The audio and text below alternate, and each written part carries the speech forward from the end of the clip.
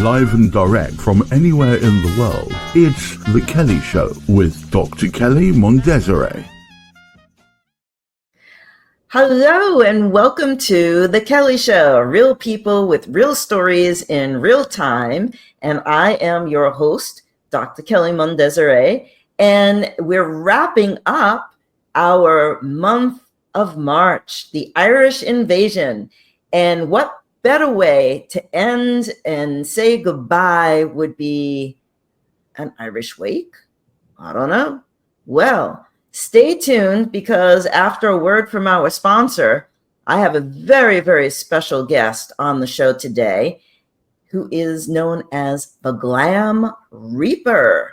So we'll be right back. Don't touch that dial. Here's a word from our sponsor.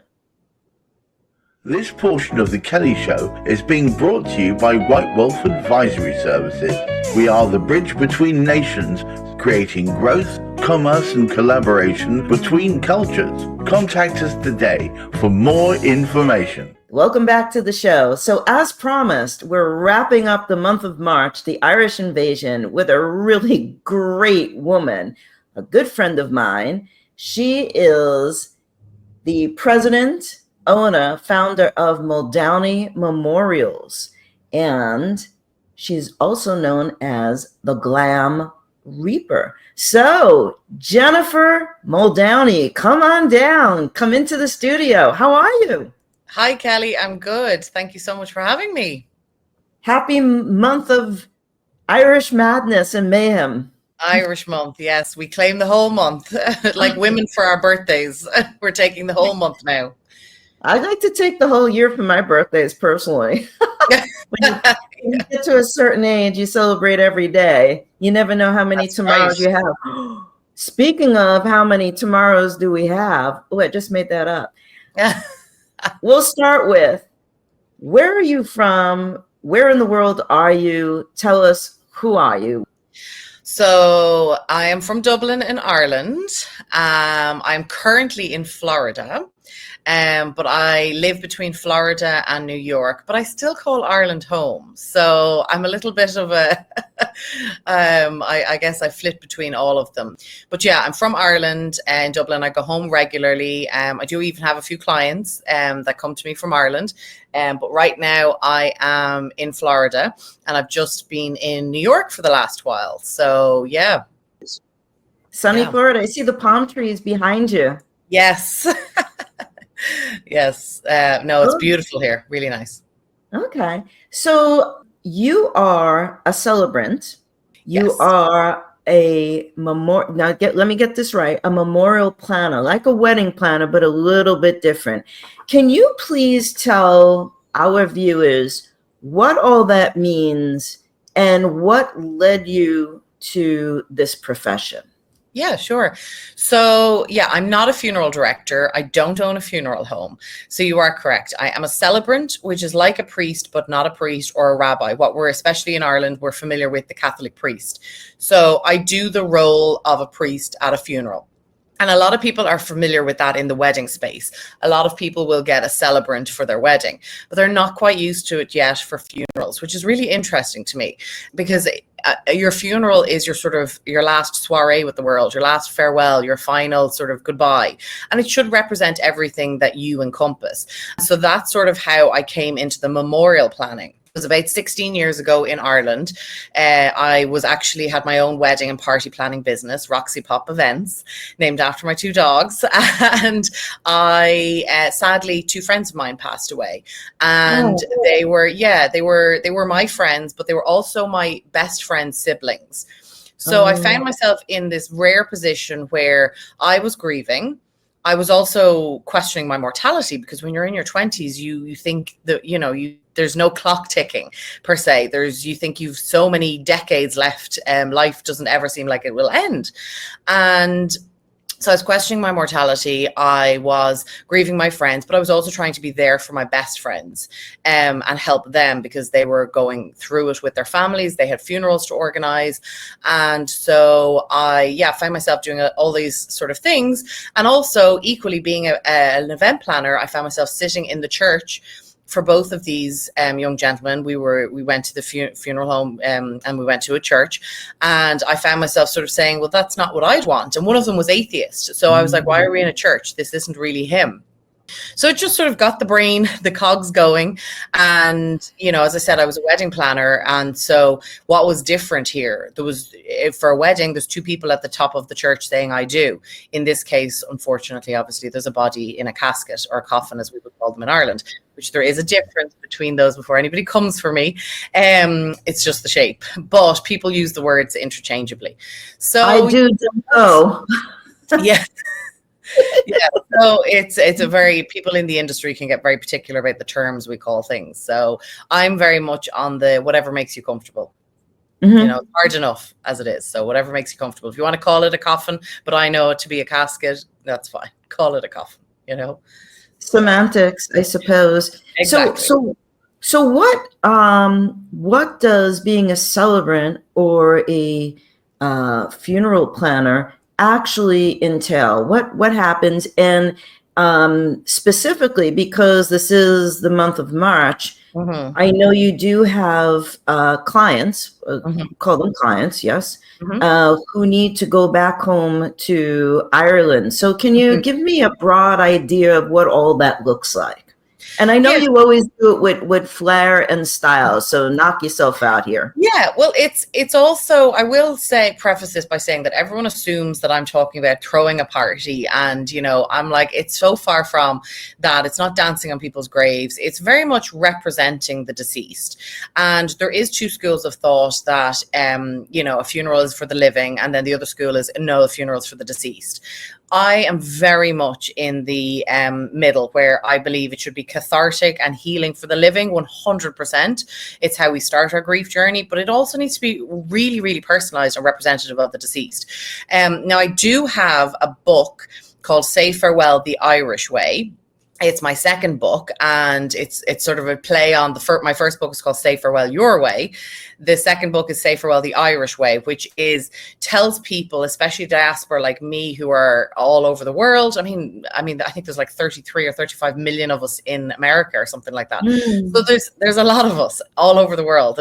We're not in Ireland anymore. So this is sort of, it's a book educating people on how to say farewell the Irish way.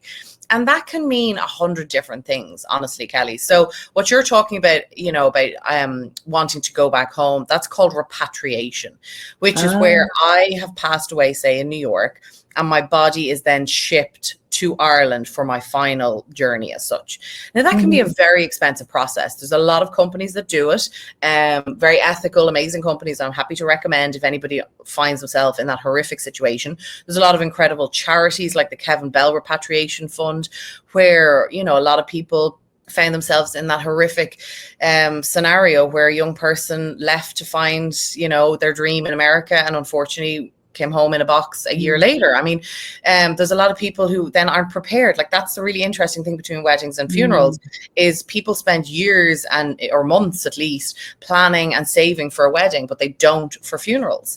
And so especially when it's somebody young and unexpected, they're left in a really bad predicament. So people like the Kevin Bell Repatriation Fund help to fund that for people. I try to give people options, because a lot of us Irish will assume getting them home is the best way forward, right? It's what we do. We like to bring our people home, should I say. Whereas I, very early on, I made specific requests to my parents in my own pre-plan that I did in my 30s, which I know sounds crazy, that I did not want to be repatriated. To me, the $10,000 you're going to spend bringing my body home, I don't want to be seen. I don't want to be embalmed. I don't want to be seen. So therefore, come and visit me. In fact, use the 10,000 to upgrade yourself to first class flights if you have to.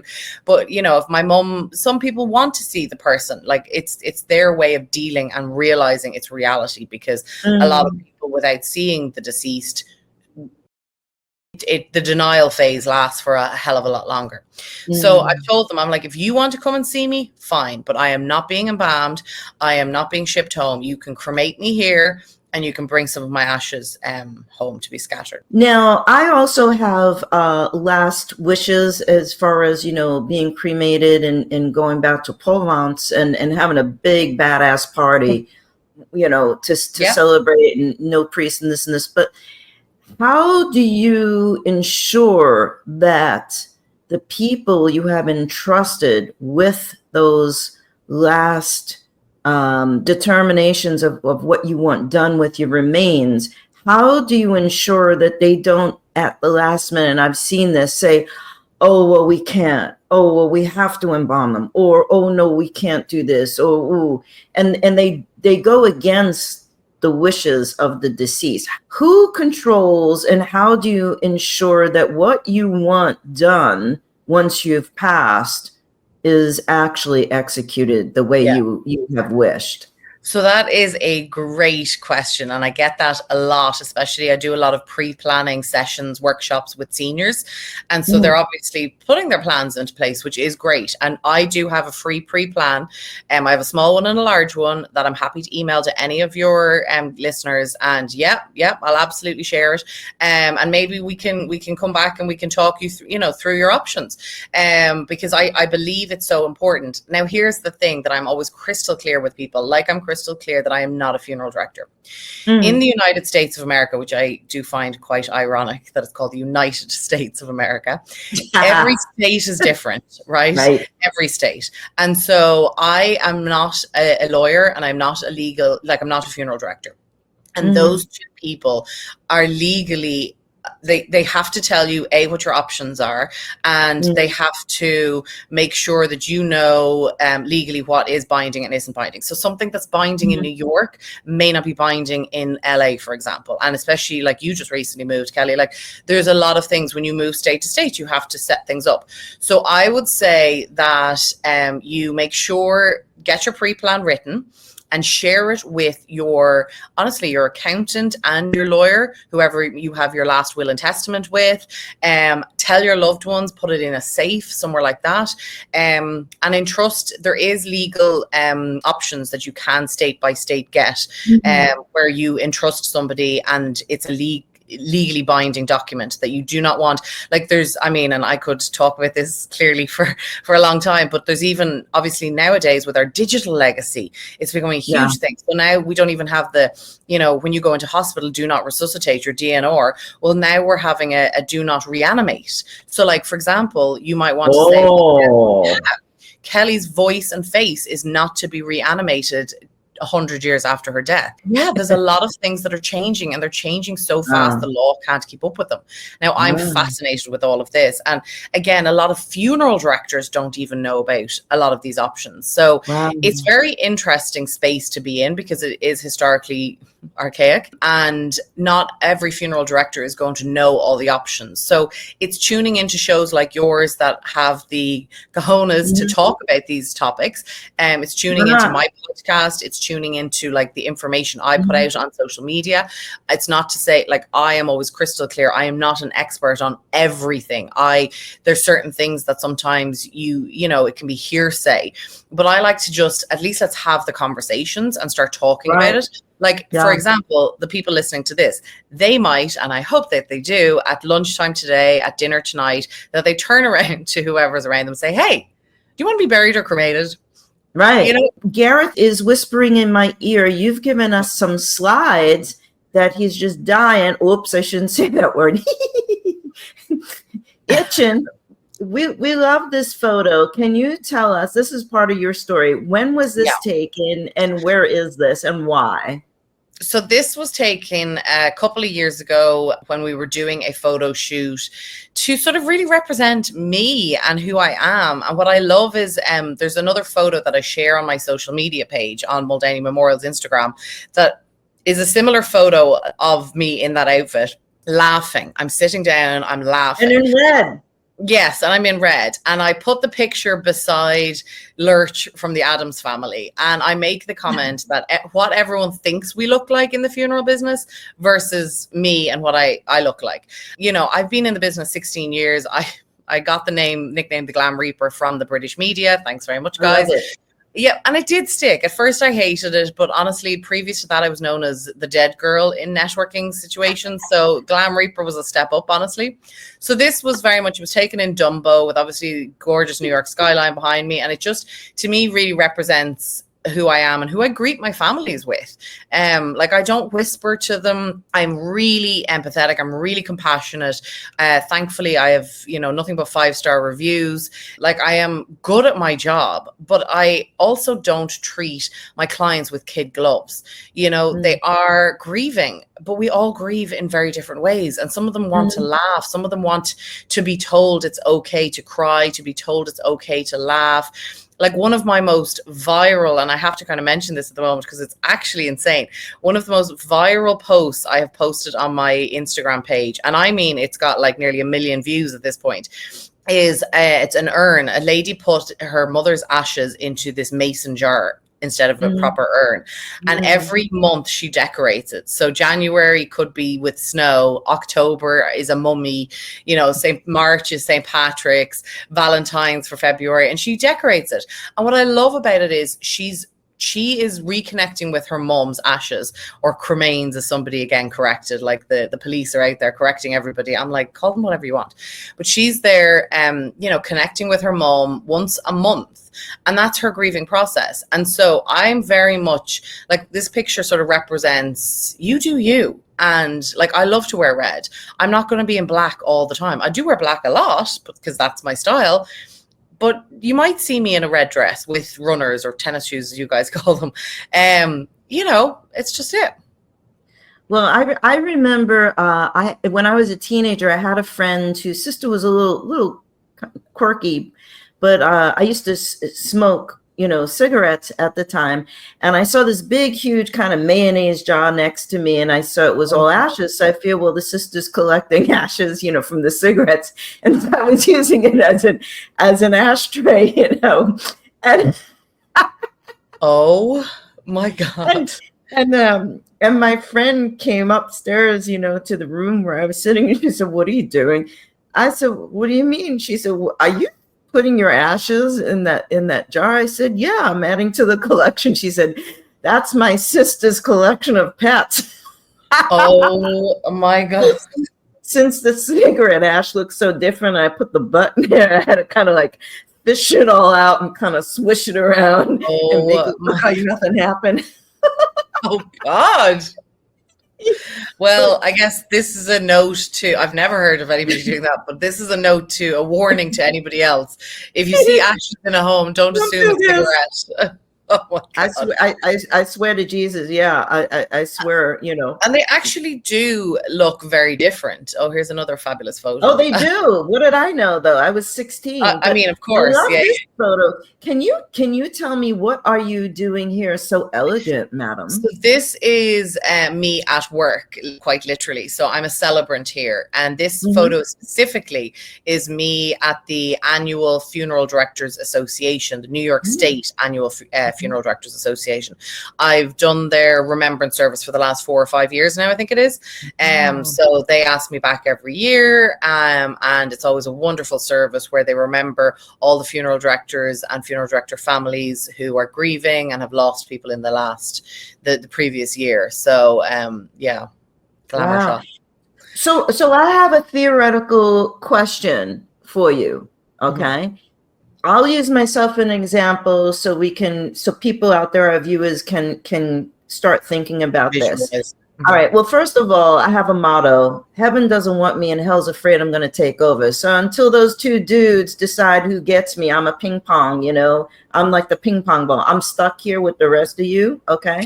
But however, when the day should come, all right, I know what I want, and I've got it written down, and I want to be cremated. I want a spanking party. I want champagne. I want laughing and music. I want people to share stories about me, no holds barred. But there are two very special songs I want: Tom Petty, Free Falling, and U2, Still Can't Find What I'm Looking For. Okay. I want my ashes to go to Provence, whoever takes them, big holiday, give them money, blah, blah, blah, blah. No priest, no, mourning, nothing like that. Just a big, nice cocktail party. Okay. So how do I know this goes state by state, but how do I relate this to, say, my sibling who might be a devout Catholic and think, well, we have to have a priest come in and do a service. However, I'm not Catholic. So how does one speak with their loved ones, about, here's what I have written down. This is what I want. How do you know they're going to promise and keep that promise to deliver? Well, it's like, as I said, it's putting it on paper, communicating it with them and communicating with people who are in charge of your affairs after you're gone. So, your lawyer, your accountant, you can also go and make a pre-plan at a funeral home, and, you can detail everything out. Now, again, depending on what the scenario is, like your next of kin is legally in charge. So you need to make sure whoever you nominate as that they are crystal clear on your wishes. Now, obviously, you did mention something like medically, there may be certain things that just have to happen depending on how you die and what happens, but it's sewing it up as much as you can. And so that's really putting it down on paper, signing it, having it witnessed, and just making sure that the funeral home you've selected, and making sure that your lawyer knows, and that it's all legally binding. Okay. And I think that's important for people to know. Oh, here's your book. Look at you. Now tell me, where was this photo taken? Tell us about the book, and what were you thinking in that photo? I know I look very pensive. That photo was taken when my first book came out. So that photo is probably about, it was after my first book was taken out because it was a promotion. So it was probably about 14 years old. That's why I look young and pale, a lot paler actually. I hadn't been coming stateside at that stage. So I'm trying to think of the cemetery. I think it might have been Glasnevin Cemetery because that's where my office was around then at the time. But yeah, that was my first book. I'm now on book 4. Wow. And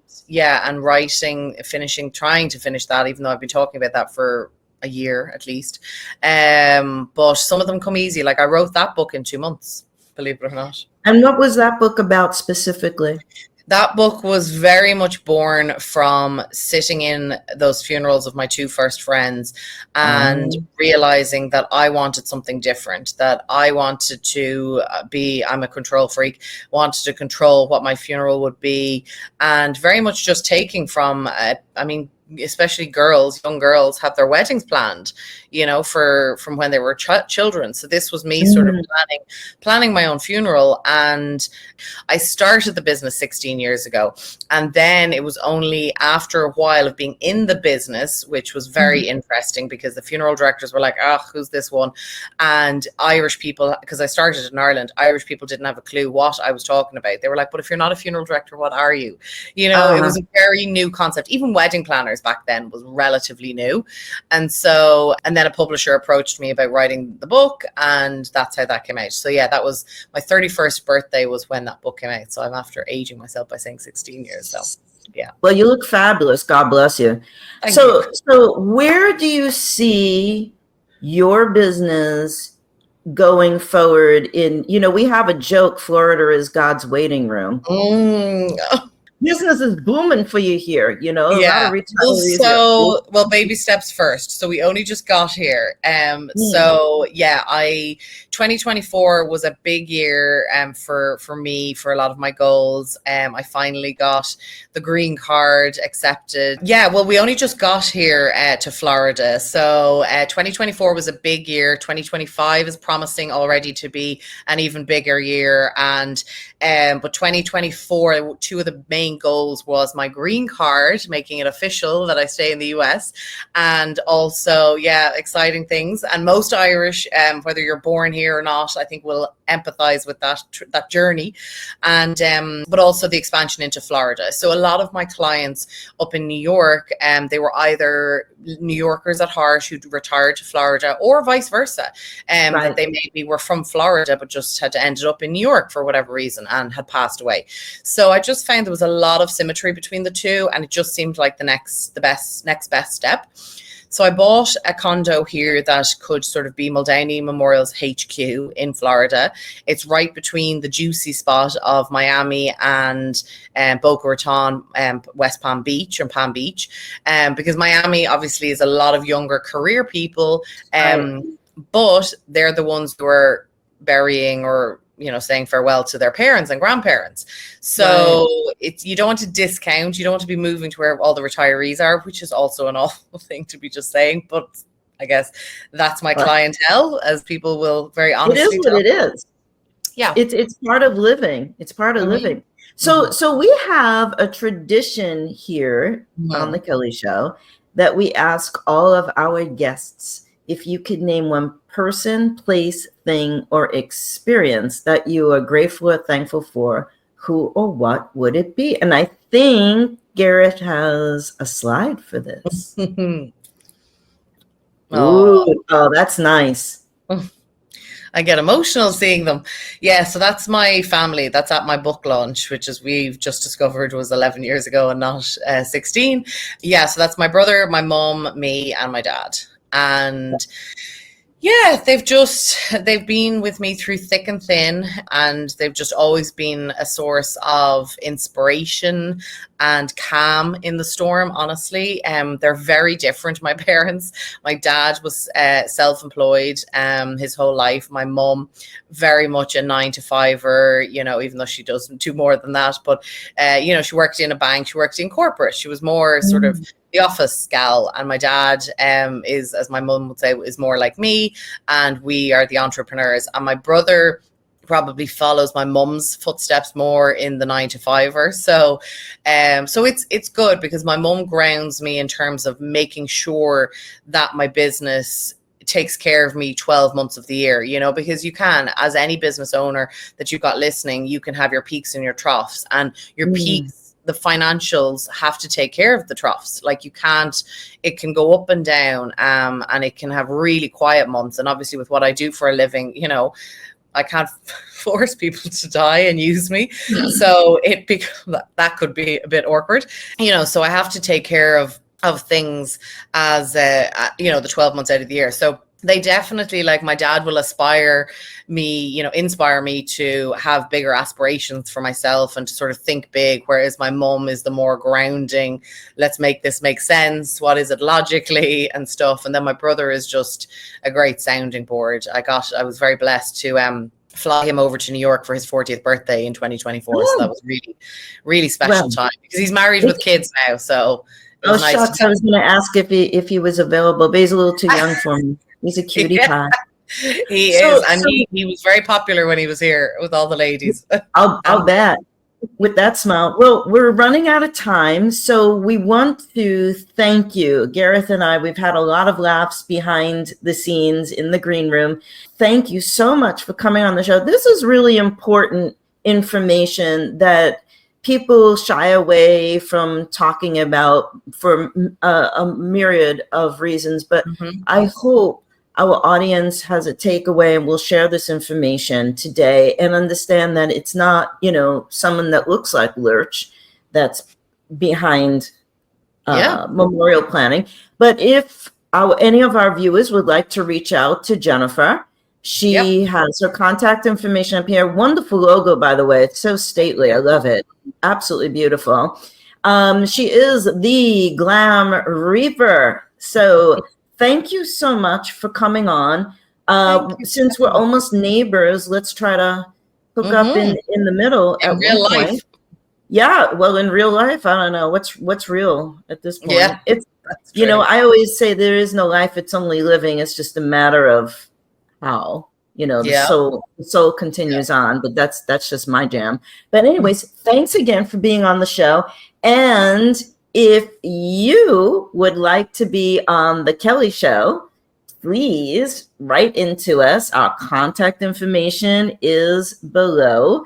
Send us your contact information, where we can reach you, where in the world you are, more importantly, why you would like to be on the Kelly Show and what your story is. And don't forget to subscribe to the Kelly Show. Information is down here. We would appreciate your support. Tell a friend. It's a great show, great information.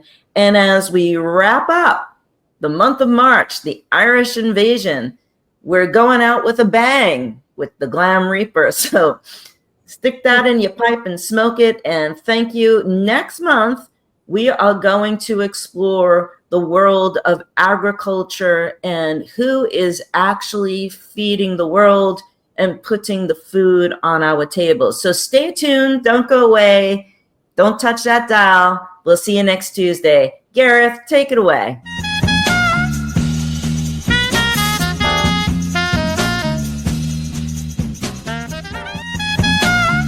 If you would like to be a guest on The Kelly Show, send us an email with your contact information, where in the world you are, and a brief description of the story you'd like to share today.